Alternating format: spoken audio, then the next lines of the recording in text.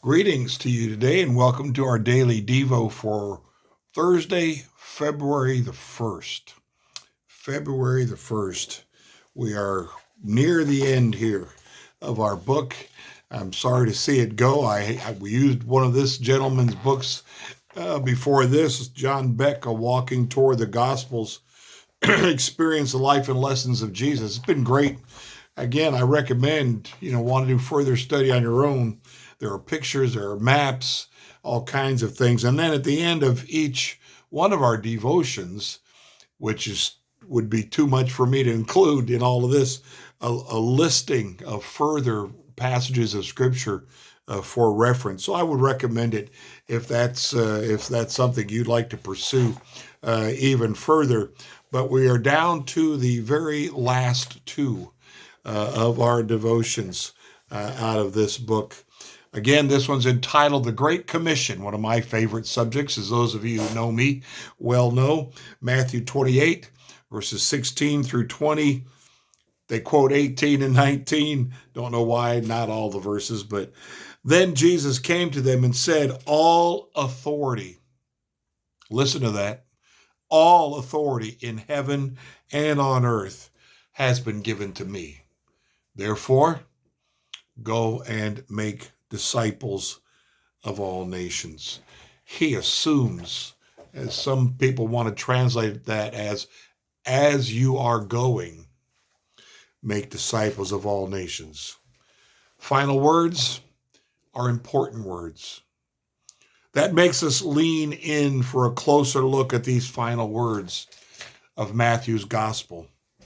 They speak about three changes in the lives of the disciples. First, Jesus marks a change in their status.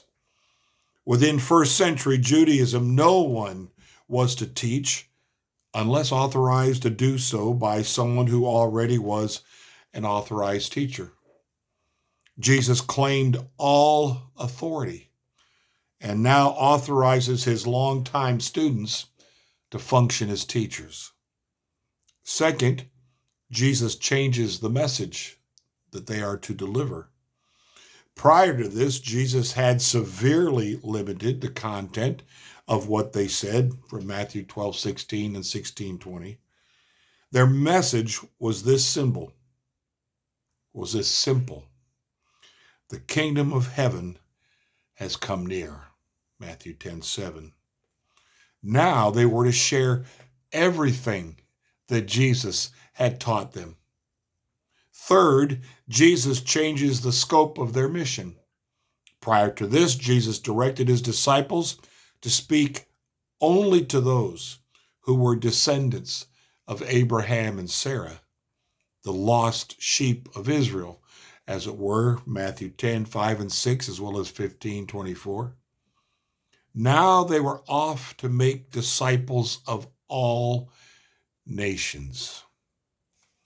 These were profound changes. And true to form, Jesus picked a location whose view complemented the content of the lesson.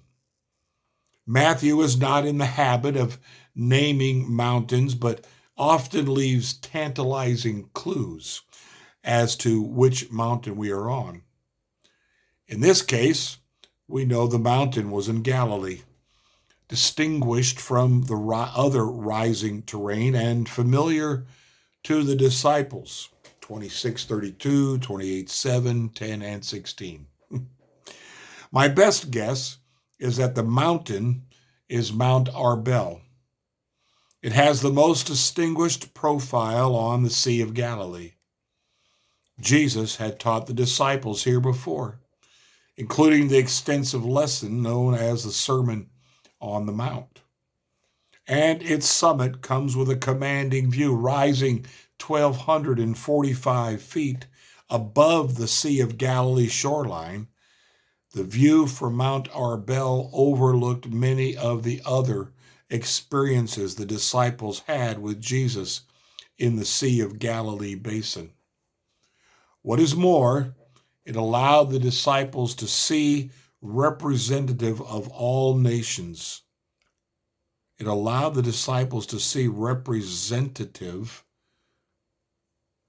I would think maybe representation of all nations walking the international highway before them, below them, traveling toward the horizon and the greater world beyond, where they were to take the gospel.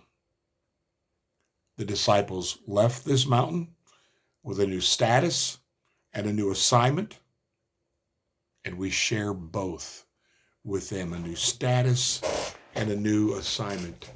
Of course, first they went back to Jerusalem and they waited for the day of Pentecost when Jesus said the Spirit would come upon them. And they waited there obediently. I assume they talked about all of these things and prayed over all these things and what they were waiting to happen and preparing themselves for it. And on that day of Pentecost, the Spirit came. And out they went, first on their own streets, and then the disciples will scatter. They will have varying places of ministry that they go off to. They're not all covered in the New Testament, but we know from church history that they did scatter. They all went to different places, different countries, different areas of the Roman Empire, and some even beyond the extent of the Roman Empire. We talked the other day about Thomas. He ended up in southern India, which is quite the distance for people in that day. And churches were planted and people came to Christ, and there are Christian schools there even today, and churches there even today that have their roots in the Apostle Thomas going there. Of course, we know Paul will become considered an apostle.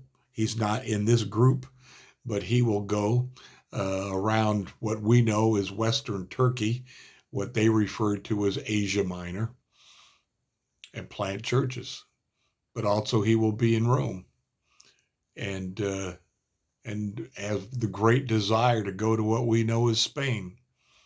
They did scatter. Peter, the same thing, went to the Gentiles. That was a hard thing for him to do. But he was reminded that Jesus has all authority, and he couldn't say no, and he couldn't resist where he was being led. Some of them did stay in Jerusalem. One or two stayed there to lead the church, to oversee the church. Some will die quickly, early on in this life of the new church. The rest will die. Martyrs' deaths. John is the only one, though they tried and failed one time, just as sometimes our capital punishment efforts fail.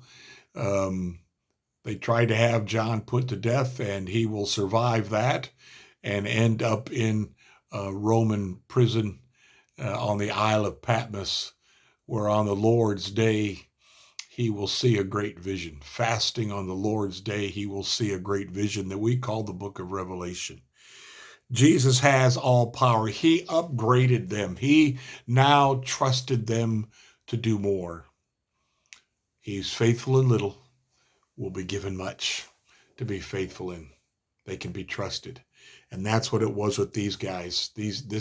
On this day, I want you to know, you have a big job in front of you. And I appreciate that last line. The disciples left this mountain with a new status and a new assignment, and we share both with them. It wasn't just their calling.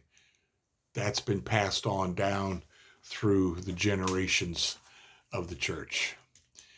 And may all who come behind us find us faithful in that. Blessings to you today.